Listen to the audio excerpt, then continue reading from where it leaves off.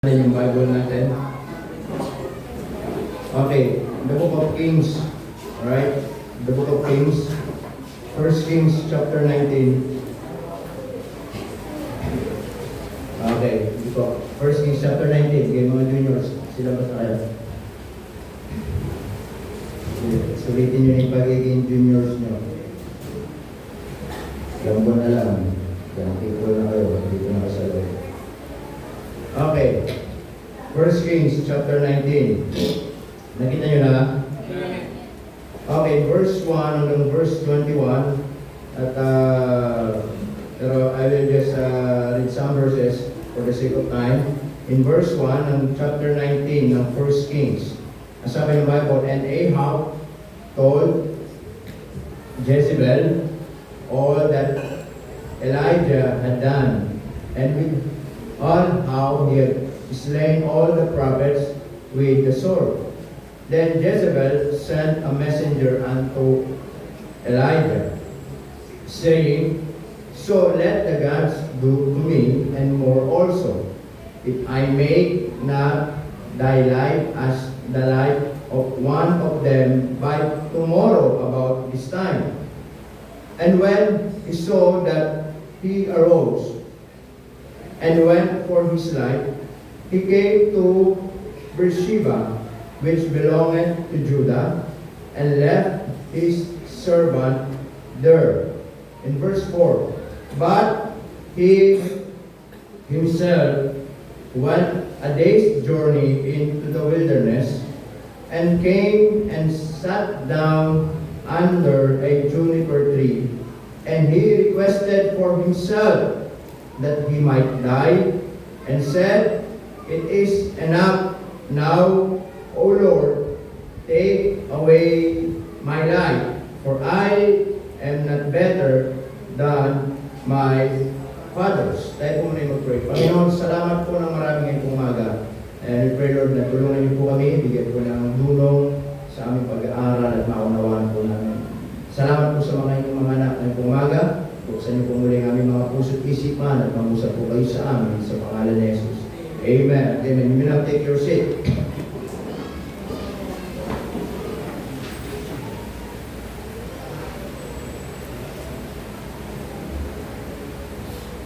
Okay, dito, itong story nito, mga kapatid, ay isa sa nakakalungkot na story sa buhay po nitong si Elijah. Amen? Si Elijah ay kilala naman natin siya isang propeta ng Diyos. Most of the time, lagi siyang ginagamit ng Diyos.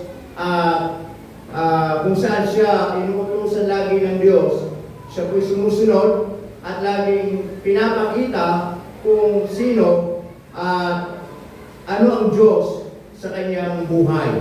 Amen? And before this chapter 19 came, in chapter 18, makikita po natin yung last na ginawa ni Elijah na kung saan ay meron tinatawag na battle. Tama? Nilabanan niya yung 450 na Baal's prophet doon po sa Mount Carmel, at doon yung paligsahan ay hinamon ni Elijah, mga kapatid, itong mga Baal's prophet na tumawag sa kanya-kanyang Diyos na kinikilala. At sabi ni Elijah, ang ganitong gagawin natin, papatay tayo ng isang baka, at ngayon ay tatawag tayo sa mga Diyos ninyong kinikilala, Diyos kong kinikilala, at kung sino ang magsugo ng apoy mula sa langit at tutupukin yung sacrifice, tutupukin yung handog, mga kapatid, yun yung Diyos na kikilalanin. At ang sabi ni Elijah, sige, dahil marami kayo, mauna na kayo, at tumawag kayo sa inyong mga Diyos, mga kinikilalang Diyos ninyo. So nandun sila sa Mount Carmel, and then, nangyari mga kapatid, itong mga Baal's prophet na to, ay sila po ay nagsimulang pumatay ng isang baka, nilagyan ng mga hain o panggatong yung mga kahoy, at sila po ay tumawag kay Baal. Pero wala pong tinig na, o wala pong apoy na bumaba mula po sa langit. Ang sabi ni Elijah, lakasan pa ninyo, baka hindi kayo narinig ni Baal. So nilakasan pa nila, sila po'y nanalangin ng nanalangin, tumawag ng tumawag. Ang sabi ni Elijah, lakasan nyo pa, baka yung inyong Diyos, yung kinikilala niyong Diyos na si Baal ay marahil nasa paglalakbay, marahil nasa adventure, o marahil natutulog. Lakasan nyo pa para matinig kayo. So what they did, mga kapatid, ay nagpaikot-ikot na sila, ginawa nila yung mga ritual na ginagawa nila, at pinasusugat pa nila yung mga sarili nila. Pero sabi ng Bible, ni isang apoy, wala pong bumagsak. Amen, mga kapatid? And then, okay, sabi ni Elijah, it's my turn. So, sabi ni Elijah, in verse 36 ng chapter 18, ang sabi ng Bible, and it came to pass at that time, the offering of the evening sacrifice, that Elijah the prophet came near, said, Lord God of Abraham. So before, ito po ay nanalangin na po si Elijah. Ang ginawa niya doon po sa sacrifice, doon sa mga panggatong, alam niyo po ang ginawa niya? Binuhusan niya pa ito ng drum ng mga tubig. Amen, mga kapatid? Binuhusan niya ng mga barrel full of water. Okay. Sino ba naman na magpapaapoy, bubuhusan mo ng tubig, tapos papaapoy mo? Parang hindi pwedeng gano'n, di ba? Pero siya, mga kapatid, to show to this Baal's prophet, to show to them na kung sino yung Diyos niya. Ano sabi ng Bible? Ay, binuhusan niya ng mga tubig, basang-basa at halos umapaw na yung tubig doon sa gatong. Pero sabi ni Elijah, tignan ninyo in verse 36, and it came to pass at the time of the offering of the evening sacrifice that Elijah the prophet came near and said, Lord God of Abraham, Isaac, and of Israel, let it be known this day. Malalaman ninyo ngayong araw that thou art God in Israel, and that I am thy servant, and that I have done all these things at thy word. Ang sabi niya, hear me, O Lord, hear me, that these people may know that thou art the Lord God, and that thou hast turned their heart back again. That is the prayer of Elijah, Panginoon, ngayong araw. Sabi niya, gusto kong makilala ka ng mga taong ito ngayong araw, at ikaw ang kikilalanin lang nilang Diyos, at wala nang iba. Upang sa ganon, sila'y muling manumbalik sa iyo. Ang sabi ng Bible in verse 38, then the fire of the Lord fell. Amen? Amen. And consumed the burnt offering sacrifice, and the wood, and the stones, and the dust, and licked up the water that was in the trench. Kahit maraming tubig, nag-apoy. And when all the people saw it, they fell on their faces, and they said, the Lord, He is the God. The Lord, He is the God. Amen. Amen. And Elijah said unto them, take the prophets of Baal, let not one of them escape. And they took them. And Elijah brought them down to the brook Kishon, and slew them there. Kita niyo anong ginawa ni Elijah? Amen? Nagipagpaligsahan siya sa mga Baal's prophet at pinakita sa mga taong ito sino yung Diyos ni Elijah. Amen, mga kapatid? At sabi ni Elijah, wala kayong ititira sa kanilang kahit isa. At sabi niya, dinala niya doon sa brook of Kishon, at doon pinagpapatay yung mga Baal's prophet. What a fighter! What a man of God! Amen? Yun ang si Elijah in chapter 18. But in chapter 19, mga kapatid, nag-iba yung ihip ng mundo, nag-iba yung pagkakakilanlan kay Elijah, because in verse 1, sabi ng Bible, merong nakatakas, mga kapatid, na isa, at nagsumbong doon kay Jezebel. Ang sabi niya, and Ahab told Jezebel all that Elijah had done, and with how he had slain all the prophets with the sword. Nagsumbong sila kay Jezebel, isang mapanganib na reyna, isang reynang walang awa, isang reynang walang puso, kilala siya na nakakatakot na reyna. Ano sabi? Then Jezebel sent a messenger unto Elijah. Ang sabi niya, pumunta ka doon kay Elijah. Sabihin mo, pinapasabi ko, ngayon pa lang, hinahanap ko na siya, papatayin ko siya. Amen mga kapatid? And nakakalungkot lang isipin.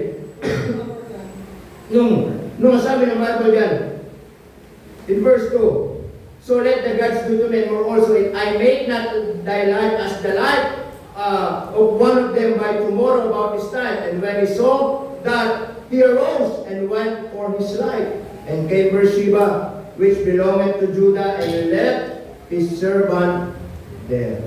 Nung nalaman ni Elijah na siya po'y pinapahanting ni Jezebel, imbis na sana nasaan na yung tapang niya, nasaan na yung 450 na pinagpapatay niya, na kinalaban niya, na siya lang ang nag-iisa, and yet, doon sa isang reyna, ang sabi ng Bible, natakot siya. Nagtago siya. Amen mga kapatid? Nagtago siya. That's why this morning, pag-aaralan natin, mga kapatid, discourage or discourage. Amen? Discourage or discourage. Itong katapangan, itong tapang o discourage. Dumating sa punto na wala yung tapang ni Elijah. Dumating sa punto na wala yung kung sino si Elijah sa pagkakakilala sa kanya na siya'y matapang. Na kahit sino kaya niyang harapin. Pero dumating sa punto nung siya'y pinapahunting ni Jezebel, para bang yung kanyang buntot ay umiksi, para bang siya'y nagtago na isang parang daga sa lungga. Dumating sa punto sa kanyang buhay, siya po ay na-discourage. Amen mga kapatid? Alam nyo, discouragement is a real. Totoo pong discouragement. I believe, hindi lagi oras malakas tayo.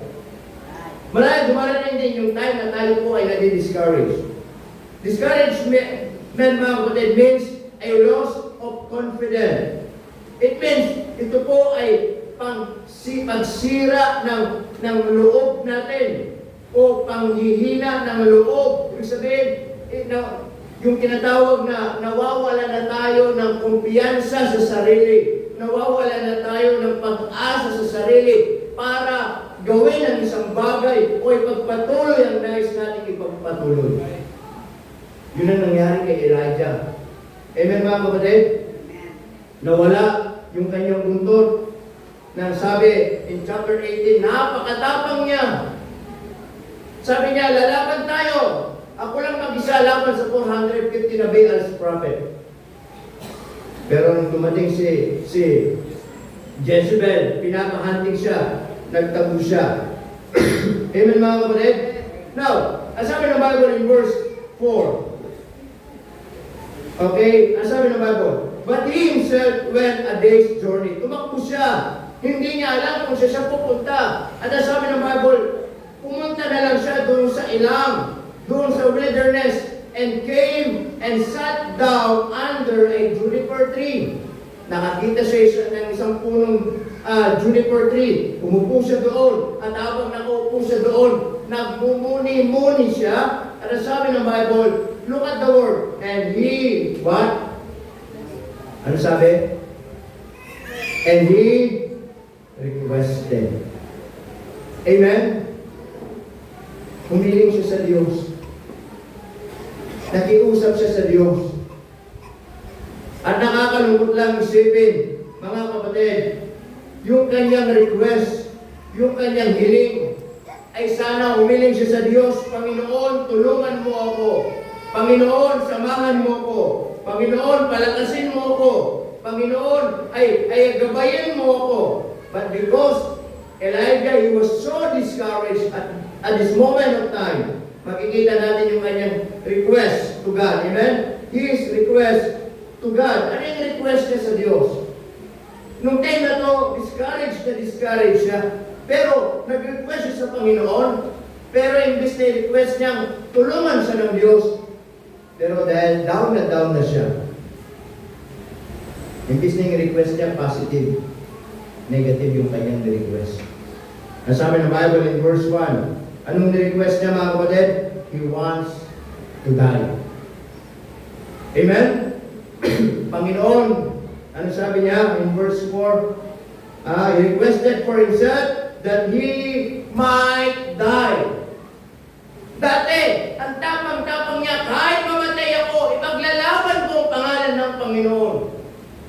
Ngayon, nakakaya, ang sabi niya, Panginoon, gusto ko na lang mamatay. Amen mga kapatid? Because he was so discouraged, he wants to die. He was so very discouraged. Could you imagine that, mga kapatid? Hindi lang siya basta discouraged, kundi talagang wala na siyang nakikitang pag-asa. Wala na siyang nakikitang kumpiyansa. Wala na siyang nakikitang reason para magkaroon pa siya ng dahilan para lumaban o lumakas sa kanyang loob. Kundi sabi ng Bible, para ba sinasabi niya, Panginoon, it is enough. Ayaw ko na, Panginoon. Gusto ko na lang mamatay. Amen? He wants to die. He was so discouraged. He was so very discouraged. And sabi ng Bible, ano pang makikita natin? Yung kanyang request. It is enough now. Ano sabi niya? Oh Lord, take away my life. Amen? Ano yung request niya? Take away my life. Panginoon, kuhanin mo na lang yung aking buhay. Yun ang sabi niya. Amen ba? Panginoon, kuhanin mo na lang yung buhay ko. And then lastly, ang sabi niya in verse 4, ano pa ang sabi niya? For I am not better than my fathers. For I am not better than my fathers. Panginoon, hindi ako katulad ng mga nauna sa akin, ng aking mga ninuno sa pananampalataya. Nakalimutan ni Elijah, mga kapatid, kung ano na yung accomplishment niya sa buhay. Nakalimutan ni Elijah kung ano yung nagawa niya para sa Panginoon, kung paano niya pinaglaban ang pangalan ng Diyos, paano niya pinagpapatay yung mga susumasamba kay Baal, paano siya nanalangin sa Panginoon. Pero dumating yung discouragement sa kanyang buhay. Lahat ng yun, nawala. Amen mga kapatid? Alam niyo, ganoon din po sa buhay natin. Yes, maraming mga bagay tayong nagagawa sa buhay natin. Mga bagay na nakakapaglingkod tayo sa Panginoon. Mga bagay na nagagawa natin para sa Panginoon. But when discouragement comes into our lives, at ngayon dahil dumating yung mga discouragement sa buhay natin, hindi na natin nakikita kung ano yung ginagawa ng Panginoon sa atin. Amen mga kapatid? Para bang nawawala na tayo ng gana, nawawala na tayo ng lakas ng loob, nawawala na tayo ng pananampalataya, nawawala na tayo ng pagtitiwala. Bakit? Discouraged tayo. Amen mga kapatid? His request to God. Ano sabi ng Bible yan? In verse 5, tuloy natin. And as he lay and he slept, ano sabi dyan? And as he lay and he slept. Kanina, ang sabi ng Bible in verse 4, but he himself went a day's journey. Sabi dyan, into the wilderness and came and what? Sat down. So talagang wala na siyang plano sa kanyang buhay. Nakita natin in verse 4, nandun siya sa juniper tree, under the juniper tree, nakaupo doon, nakasandal. Pero sabi ng Bible in verse 5, hindi na siya nakasandal, hindi na siya nakaupo. Sabi, nakahiga na siya doon. Ano pang sabi? Natutulog. Amen? Nakatulog na siya, natutulog na siya. Ano sabi? And behold, then an angel touched him and said unto him, arise and eat. Amen? So not only his request to God, but also, mga kapatid, he ran from God. Amen? He ran from God. Na sabi ng Bible, mga kapatid, imbis na siya po ay manumbalik sa Panginoon, imbis na siya ay bumalik sa Diyos, anong sabi ng Bible? Tumakbo siya. Amen? He lay and slept in the juniper tree. Ang sabi ng Bible, natulog siya doon. At ang sabi niya dyan, dumating yung angel, kinalabit siya, at ang sabi sa kanya, tumayo ka, kumain ka. Amen? Sabi niya, gising, tayo, kumain ka. Ang sabi niya, in verse 6, and he looked, and behold, ano sabi diyan? And behold, there was a cake baken on the coals, and a cruse of water at his head, and he did eat and drink. Alam niyo, napakabuti pa rin ng Panginoon, amen? Sa kabila ng siya'y discouraged, sa kabila ng siya'y tumakbo sa Panginoon, ay nandun pa rin ang Diyos. Kinalabit siya ng angel, at ang sabi ng angel, gumising ka dyan, tumayo ka dyan, kumain ka. At nung siya'y marahil nalimpungatan, nagising, nakita niya, meron ng tubig sa kanyang ulo, meron ng cake. Napakasarap ng buhay, ano? Ano sabi ng Bible? Kumain siya. Ano sabi? In verse 6, and cruse of water at his head, ano sabi? And he did eat and what? And drink. So pagkatapos siyang kumain, marahil paspas, nakita niya may cake, may tubig, gutom na gutom. Anong ginawa niya ulit? And laid him down again. At natulog ulit. Yan ang mga trabaho ng mga tao, tamad. Diba? Ito lang biblical eh. Kain, tulog. Ginising, kumain ka, kumain, tulog ulit. Amen? Ang sabi ng Bible, nakalimutan niya, kaya nga siya pinapalakas physically. Hindi para matulog ulit, kundi para magpatuloy at lumaban sa buhay. Amen?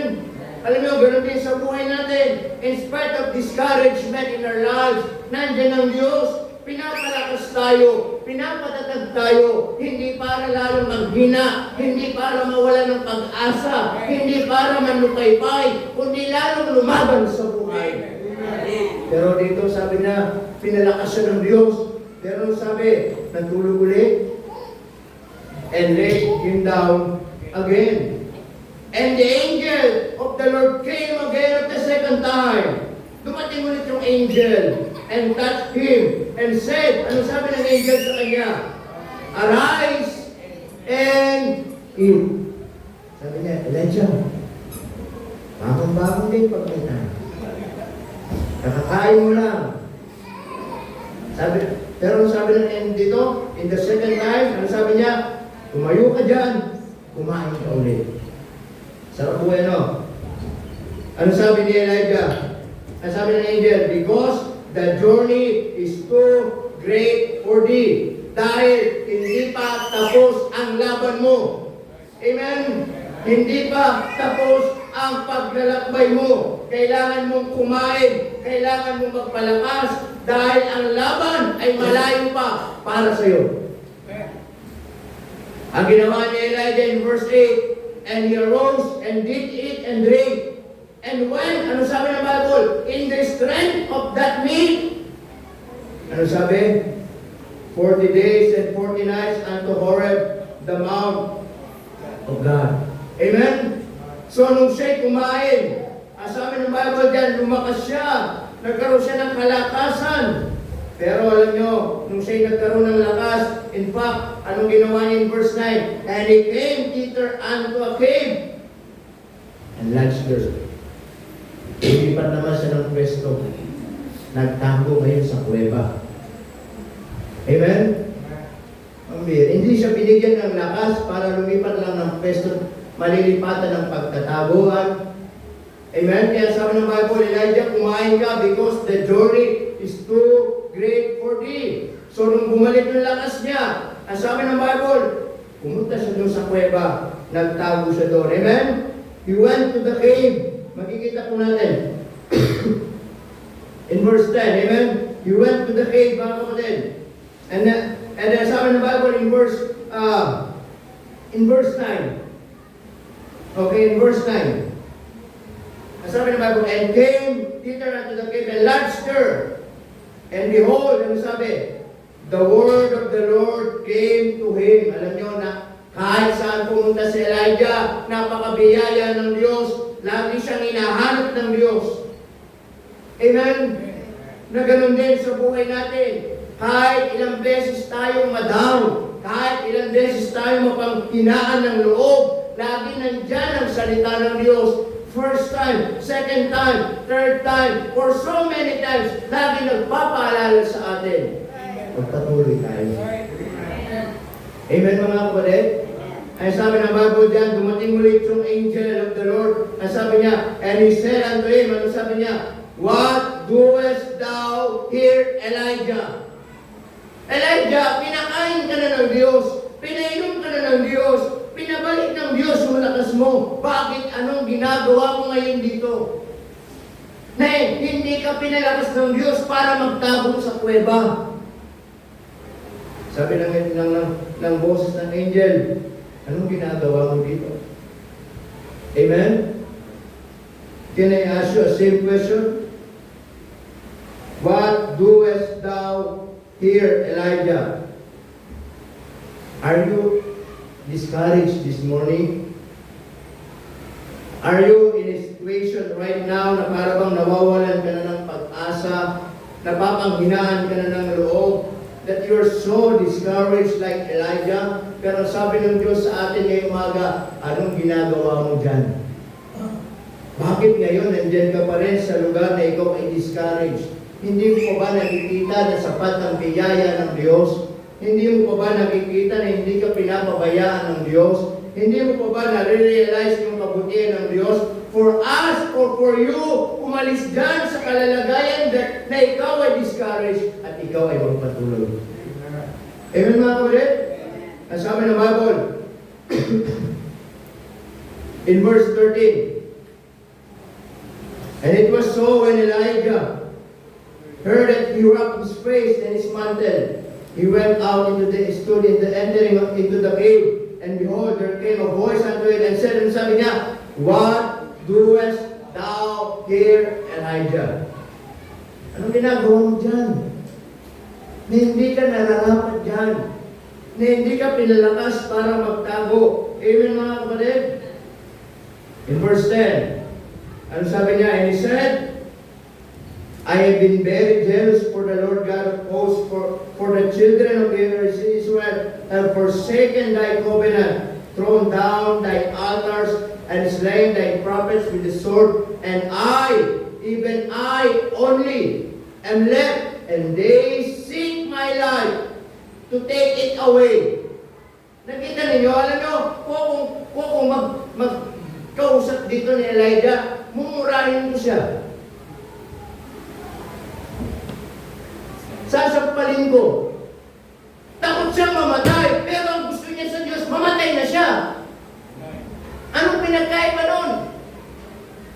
Did you get the point mga kapatid? He was so discouraged and asking the Lord and requesting to God. Sabi niya, Lord, take away my life. Patayin mo na ako, Panginoon. Gusto ko na mamatay, Panginoon. Eh bakit siya tumakbo? Kasi nga, papatayin siya. Eh what is the essence? Amen? Na tumatakbo ka kasi may papatay sa'yo, samantalang gusto mo ngayon sa Diyos, patayin ka na ng Diyos. Walang pinagkaiba yun. Kaya minsan, kapag talagang tao discouraged, minsan hindi makapag-isip talaga ng maayos. Talagang totoo lang, kapag ang tao ay down na down, ang tao may mga problema, ang mga tao ay mga nawawala na ng pag-asa, minsan hindi talaga makapag-isip ng maayos. Ay dito, wala sa hustong pag-iisip eh. Tama mga kapatid? Kaya nga sabi niya dito, and even I only. Kumbaga sabi niya, ang mga kasama ko, pinagpapatay na yung mga Israel. Pinabayaan nila yung utos ng Diyos at ako na lang yung natira. At ngayon, hinahanap ako para patayin. Takot ka palang mamatay, tapos yun ang request mo sa Diyos, patayin ka na ng Diyos. Di po ba mga kapatid? Amen po ba?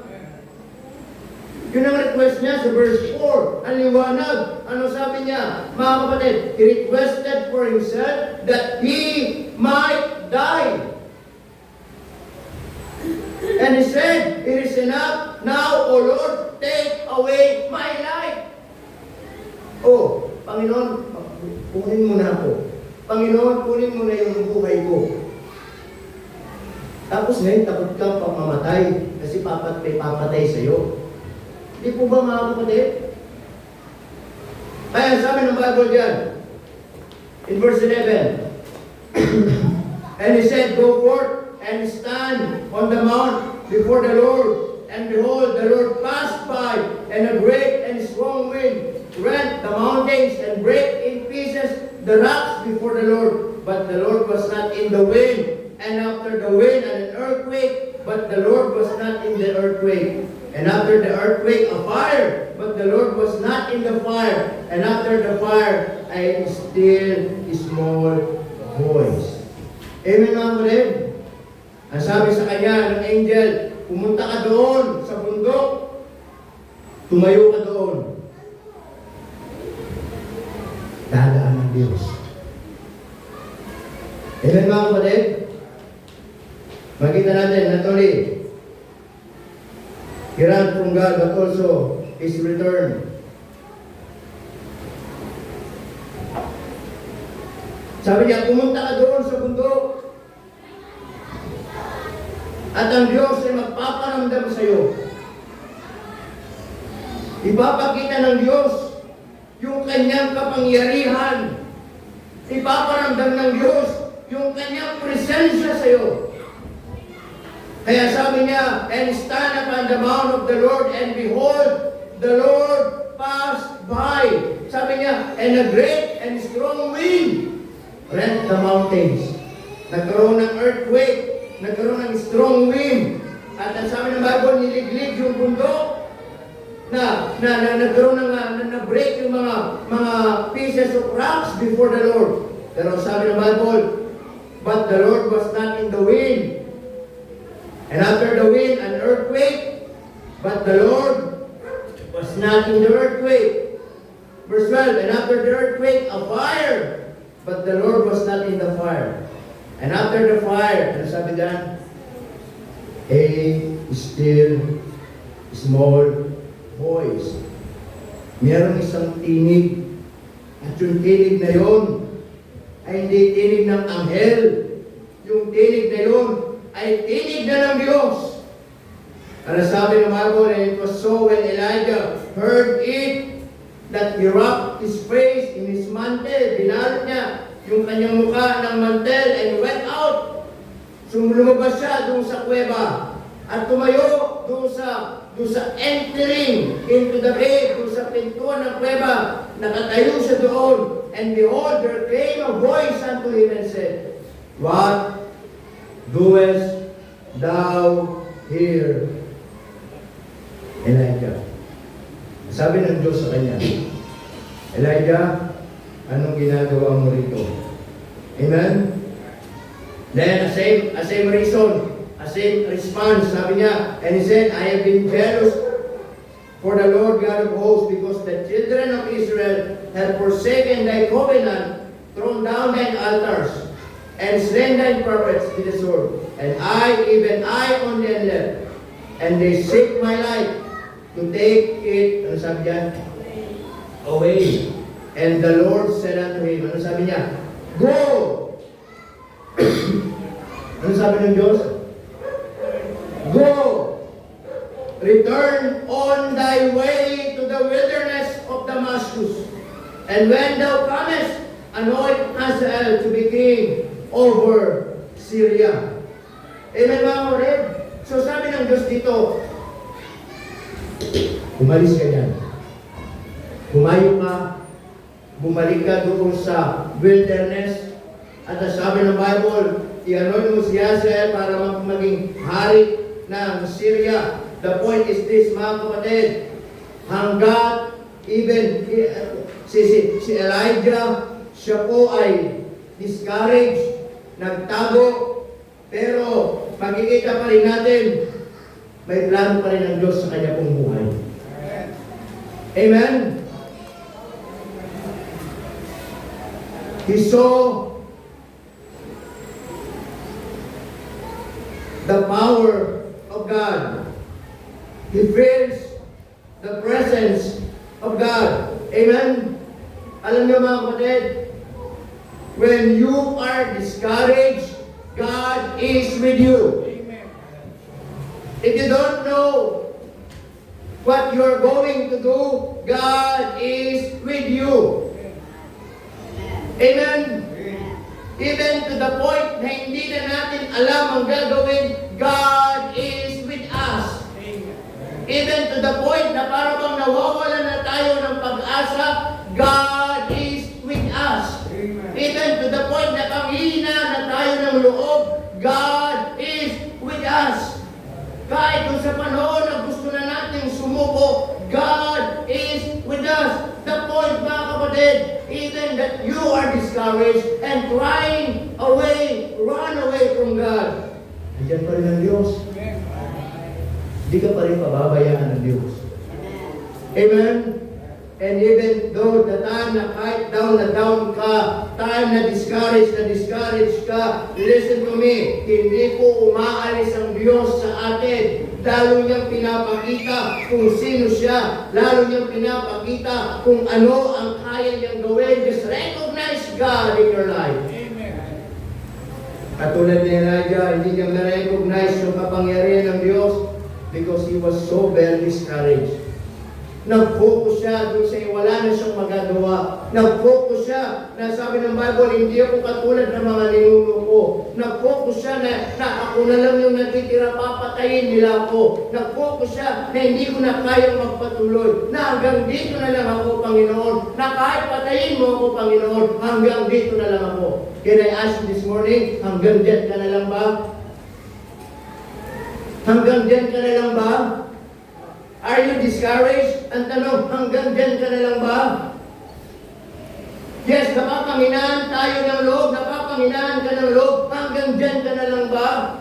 Nawawalan ka na ng pag-asa, nawawalan ka na ng kumpiyansa, hanggang dyan ka na lang ba?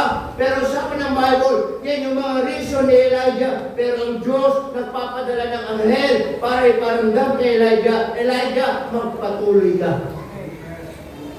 Amen mga kapatid? Magpatuloy ka. Kaya sabi ng Bible sa kanya, alay nakakatuwa kung bakit si Elijah hindi siya sinukuhan ng Diyos. Because the main purpose and the very reason also, kasi si Elijah, mga kapatid, kukunin na siya ng Diyos at papalitan siya ni Elisha. Amen mga kapatid? Yun yung isang reason kung bakit gusto ni Elijah na gusto ng Diyos magpatuloy si Elijah. Kasi darating yung araw, si Elijah hindi siya mamamatay physically dito. Kukunin siya ng Diyos. At ang sabi ng Bible, may papalit sa kanya si Elisha na ipagpapatuloy yung ministry ni Elijah. Alam niyo kung bakit ayaw ng Diyos manatili kayo sa ganyang kalalagayan? Kasi meron mga ibang mga tao papalit sa kalalagayan ninyo. Amen mga kapatid? Kawawa naman yung mga tao papalit sa atin. Papalitan tayo na discouraged din sila. Papalitan tayo na hindi tayo makita na magpatuloy. Papalitan tayo na hindi tayo makita ng katapatan. Papalitan tayo na hindi makita ng naglilingkod sa Panginoon. Amen mga kapatid? Because at the end of this life, at the end of our journey, there is somebody, mga kapatid, who are waiting na magre-replace sa kalalagayan natin. Tama po ba mga kapatid? Kaya nga po, ang hamon lagi sa atin, magtapat tayo. Tama? Masumpungan tayo ng Diyos ng may katapatan. Kasi meron mga ibang mga papalit sa kalalagayan natin na magpapatuloy na sila'y magtatapat din. Amen mga kapatid? Now, when discouragement comes into our lives, don't forget, like David. Kapag dumarating yung discouragement sa buhay po ni David, lagi niyang sinasabi in 1 Samuel chapter 13 verses.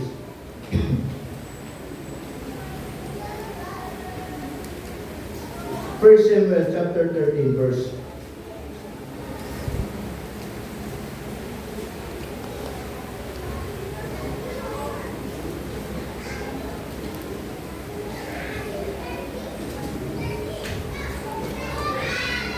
In verses. Si David, he was a king from pasture to palace. Si David ay parang bang walang pwedeng gawin pero siyang pinili para maging hari ng Israel. Tama? But when David, mga kapatid, when discouragement ay dumarating sa buhay ni David, ito yung ginagawa niya.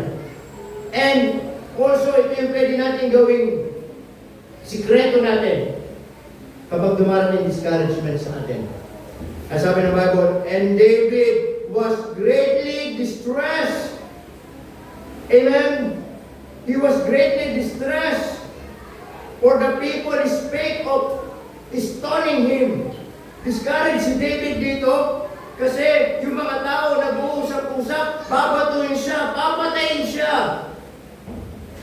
Because the soul of all the people was grieved, every man for his sons and for his daughters. But David, anong sabi dyan? 1 Samuel chapter 13 verse 6, nakita nyo? But David, basahin nga natin. But David encouraged himself in the Lord his God. Nakita ninyo mga kapatid? Basa niyo sa Bible nyo? Kaya tingnan nyo, 1 Samuel chapter 13 verse 6.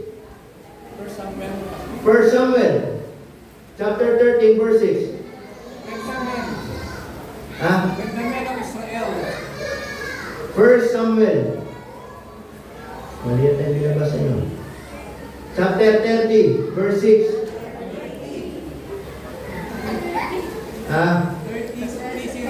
30, verse 6. Ano sabi dyan?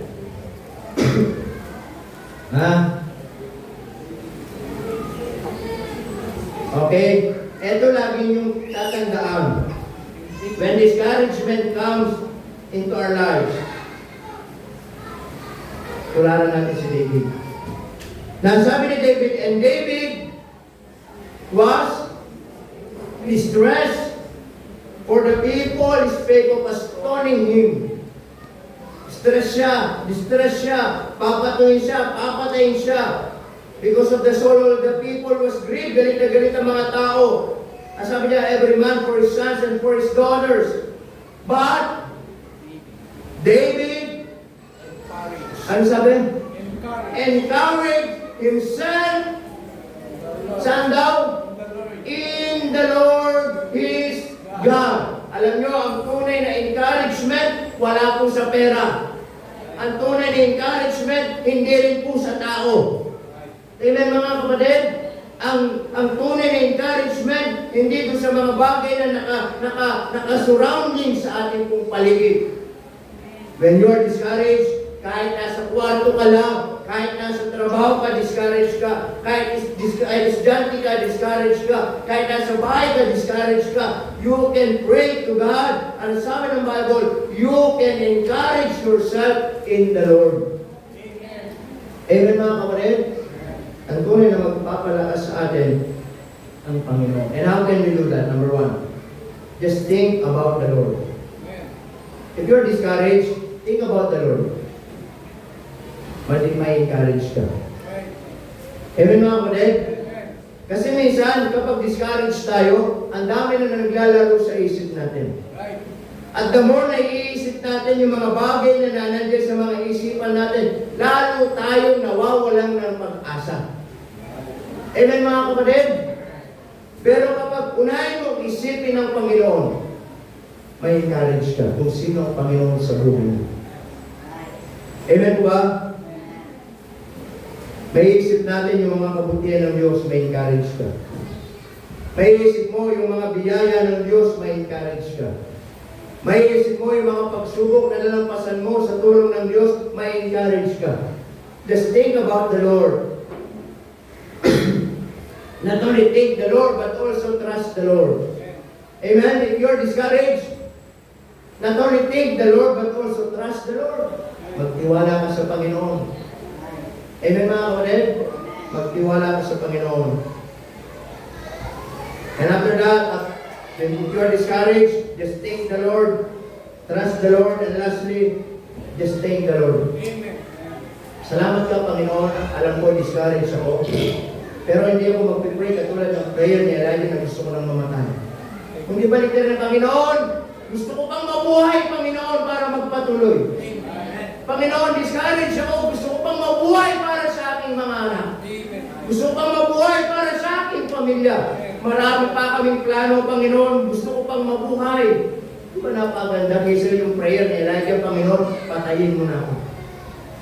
Tama mga kapatid? Just thank the Lord for all His goodness. Pasalamatan mo, Panginoon.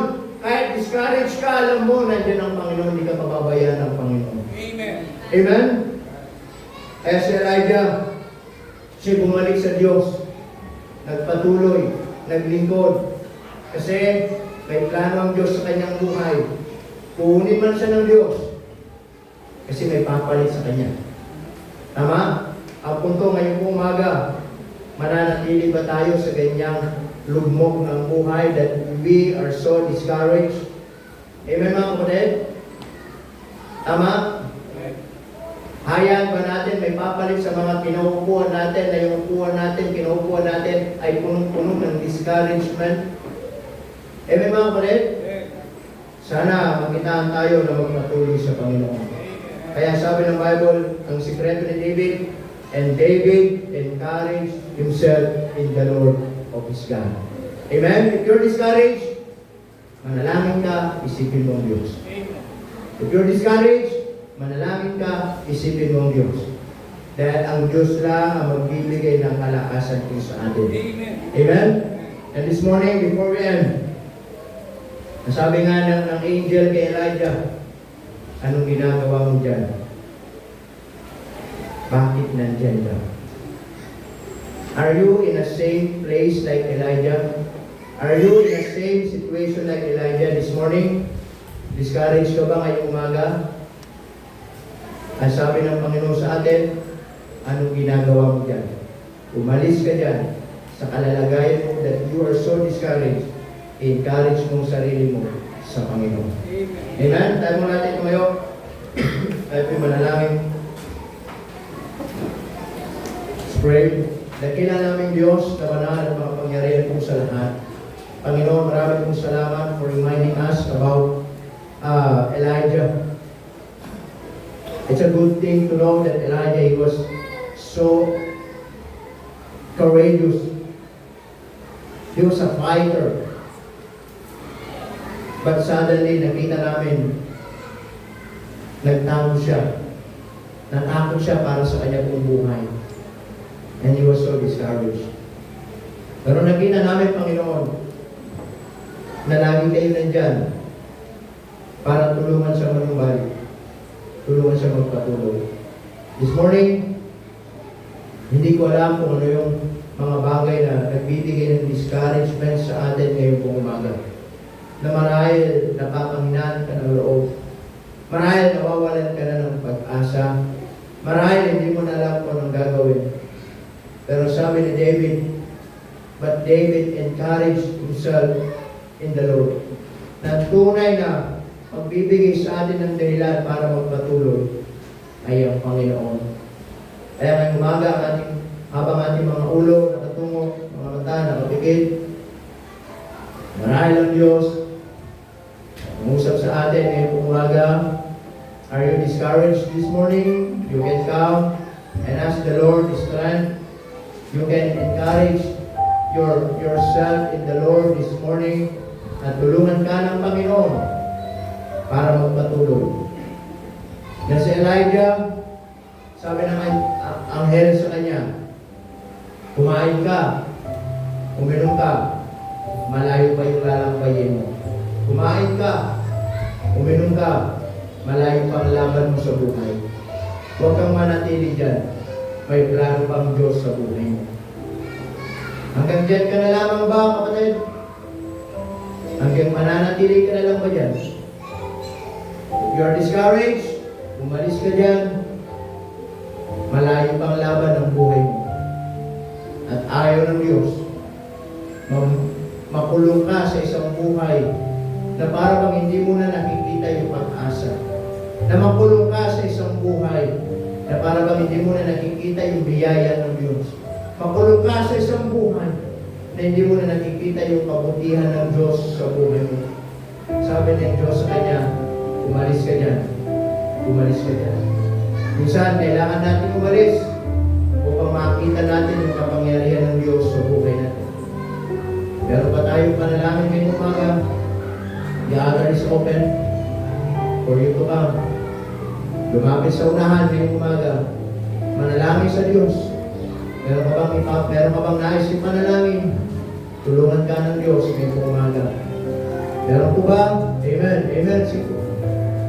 Hindi natin alam, hindi ko alam saan tayo discouraged ngayong umaga. But I would like to tell you this morning, God is with you. God is with you. Na lagi kang sasamahan ng Diyos. Amen. Meron pa po ba? Anything na gusto nating ilapit sa Panginoon. Anything na gusto nating ipanalangin sa Panginoon ngayong umaga. Nakikinig ang Diyos. Nakikinig po ang Diyos. Nandiyan ang Panginoon para tulungan ka. Kapatid, hindi tayo niligtas ng Diyos para lang manatili sa kalalagayan mo na para bang wala ng pag-asa sa buhay. Ang Diyos ang tunay na pag-asa natin. Ang Diyos ang tunay na nagbibigay ng kalakasan sa atin. Lagi tayo magkaroon ng dahilan upang magpatuloy. Ano man ang mga dahilan natin, marahil parang ito. Lagi mong tatandaan, kapatid, mas maraming dahilan para magpatuloy sa buhay. Lalong tigit sa lahat, nandiyan ang Diyos na hindi ka iiwan ng Diyos at hindi ka pababayaan ng Diyos. If you are discouraged, just think about the Lord. Think the Lord. Isipin mong Diyos. Trust the Lord. Pagtiwalaan mong Diyos. And one day, thank the Lord. Nasasabi mo, Panginoon, salamat po that even though I am so very discouraged, nandyan kayo para samahan po ako. Para palakasin ako. Para papagtibayin ako. Upang ako ay hindi huminto, kundi lalo magpatuloy sa aking paglilingkod sa inyo po harapan. Dakilang Diyos, salamat po ng marami. Salamat po, Panginoon, sa inyo pong kabutihan. Salamat po sa inyo pong biyaya. Salamat po sa paalala. Pagpalain po ng inyong mga anak. Sa panahon na kami po'y discouraged, palakasin niyo po kami. Salamat po sa inyong mga salita. Sa pangalan po ni Jesus, kami po dumadalangin. Amen. Amen.